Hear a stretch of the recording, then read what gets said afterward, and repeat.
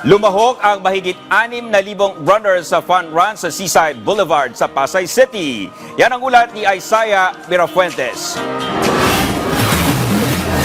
Bago pa sumapit ang liwanag sa langit, dagsang tao na ang nagtungo sa Seaside Boulevard sa Pasay City. Pawang lumahok sila sa fun run na pinangunahan ng Office of the Presidential Advisor on Peace, Reconciliation and Unity o OPAPRO. Kabilang na dyan ang mga magkakaibigan na sina Marie, R at Ali. Dahil sa isang post sa SOCMED, nakita nila ang imbitasyon online kaya naengganyo silang sumali. Ang first timer, may nakita lang kaming post sa Facebook. Hindi para maghanap ng gwapo ha. Hindi. Tatakbo tayo para sa kapayapaan.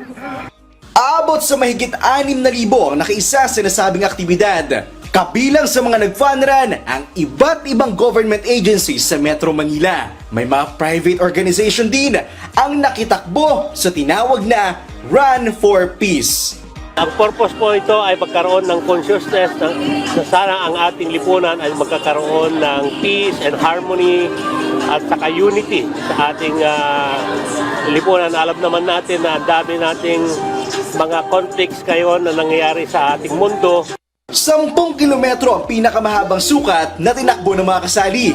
At ang pinakamaunang makatapos ay mananalo ng 50,000 pesos. Nag-enjoy ka na at naging healthy na, nagkapera ka pa.